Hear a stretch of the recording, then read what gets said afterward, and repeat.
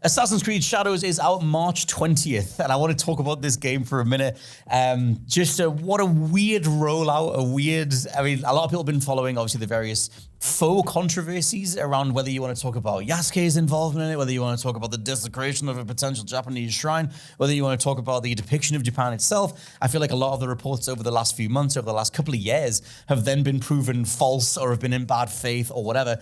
And most recently, there's been an overview and a new gameplay overview with Ubisoft showing off the various weather systems in the game, showing off some refined animation, showing off different kill moves and stealth kills and ways you can approach different scenarios, showing off the katana customization, which looks incredible. I'm barely going to play as Yasuke, but it does look incredible. And then there's a homestead mode that they've been fleshing out a lot too.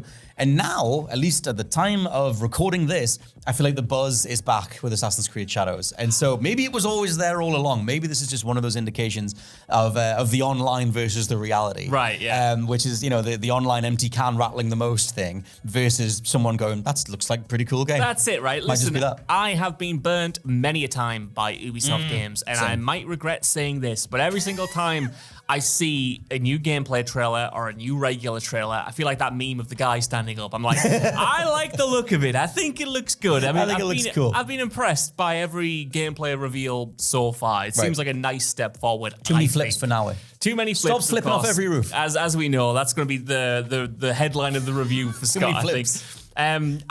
Unlike you, I think I am more focused on the Yasuke combat, just because I love the idea of the physical destruction that you can wreak. Kicking a man through a wall, are we? Kicking a man through a wall, chopping off both arms and then the head. That's just insulting. Fatality. I love it. A little fatality in the game itself. Yeah, like the viscerality, if that is a word, of the bloodshed in that side of things, and the animation quality, which I think looks like it's a cut above the last few Assassin's Creed games. I'm liking the look of it, man. I hope it avoids a lot of the pitfalls that Ubisoft games have, mostly in terms of how it doles out the side content, how bloated it might feel. But in terms of those two gameplay styles, I like the stuff that's been added to the more assassin-based gameplay as well. Just the ability to go prone sounds really fun and great. And after we played Star Wars Outlaws, which isn't an amazing stealth game, but had enough to make me realize just how much I love dedicated stealthing games. I hope they manage to nail both sides of the coin gameplay-wise going forward. And hopefully, I don't know anything about the story. I mean, I played all of Assassin's Creed Valhalla, and I don't know anything about that story either. Hopefully, no one does. Hopefully, the story is worthwhile, and hopefully, it has a lot of interesting characters that pop up. The wider business reality of what this means to Ubisoft is one thing I'm fascinated by. Like, I know since since the Assassin's Creed Shadows delay last year, they have announced Rainbow Six Siege X or whatever that deluxe version is, the anniversary version or whatever. So it's like, okay, finally you have another revenue stream. There's Just Dance, there's Rainbow Six, there's going to be Assassin's Creed. But they've been through so much as a studio where they've had all these different layoffs and redistributions of their staff and everything. And lots of staff just waiting to know what the hell they're going to be doing next, while it seems like the heads of Ubisoft decide what they want to focus on, whether that's big live service stuff, multiplayer stuff, single player stuff, whatever. And Assassin's Creed, so far, isn't a heavily monetized live service thing. It's going to be trying to get by, quote unquote, on a single unit cost, on a single player game, ostensibly saving the studio from potential takeover or being sold off or whatever. And can this one game make enough money to save the whole enterprise? Maybe. Yeah. I think that's one wrinkle to it that's fascinating. Like, you can absolutely just go into the game wanting to play a cool Assassin's Creed game that's set in Japan. I've wanted that since the first Assassin's Creed. But I do think the wider business side of it is interesting, especially when they delayed it. It was like, oh, we're adding all this side content, we're adding all these different side missions, all these different things to bulk it out. And that seems to be the focus of the most recent gameplay stuff, is look just how much bang you're getting for your buck. We're trying to go all out, and they changed a lot of the pre-order, the bundles and everything. Yeah. Because I initially had a statue pre-order because I thought it looked really cool. And then I swapped it for a Legacy of Kain one, so I did cancel it. But I might buy it back if the game's good enough. But still, what do you think about that whole thing of let's just give you more, just for the love of God, buy it. I think it's, I don't know. I question how much they could even add in the couple of months that they've had to polish the game. I'd prefer it, and I think they have said they're putting a lot of polish into it.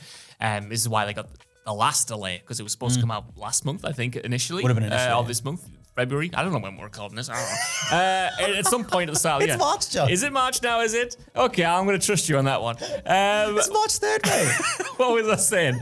Yeah, I hope it's polished. I hope it has a level of just attention to detail that a lot of Ubisoft games don't, including the last Assassin's Creed game, which was all over the place in terms of bugs. That series obviously has a history with bugs and glitches and unpolished releases, so I hope they've taken the time to sort all of that stuff out.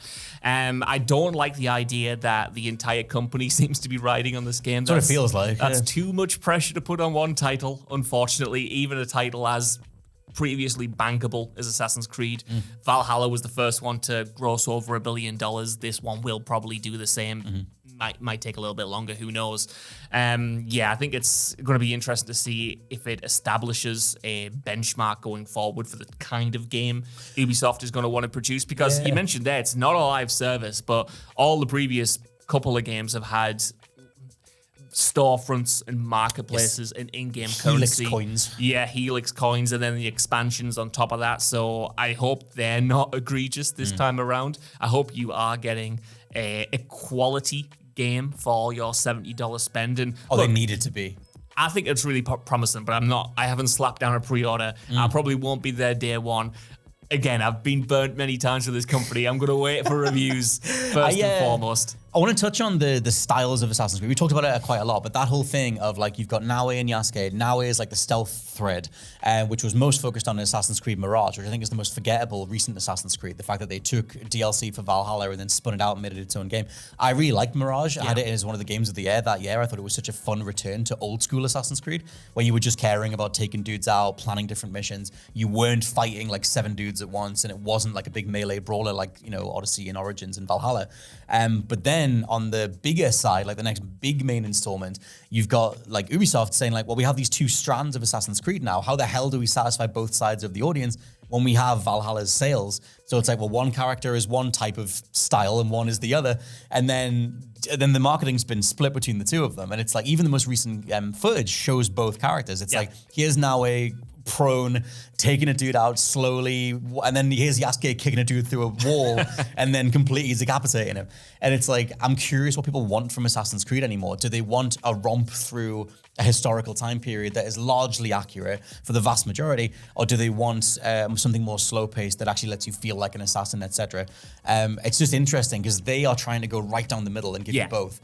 Which they've tried to do bits and pieces of, even since Syndicate with its twin protagonists. But like, I just think that's fascinating in itself, because does it land, or does every Assassin's Creed need both halves? I think it's worth a go, because the past few Assassin's Creed games, even though they have been pretty enjoyable mechanically, they have felt a little bit compromised. Like the last one especially, I liked Valhalla enough. There's no reason that game in particular has to be an Assassin's Creed game. No, that's not like at the all. furthest away you got from the classic style of gameplay, and like you said, Mirage sort of brought it back around.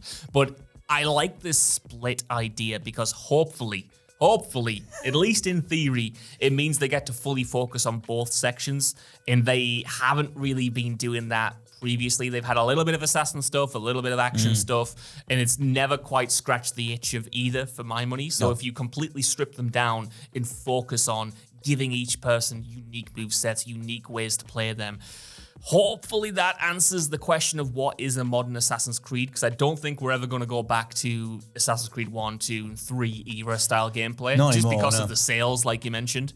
But I do think there's hopefully a reality where we get more considered gameplay and titles that aren't just trying to be everything. And I know that sounds maybe paradoxical because this is trying to be both things, but not at the same time. If that makes sense. And it's just like the proof will be in the pudding. I feel like right now, like I said, some of the buzz is back. Some of the like, oh, it looks really cool is back.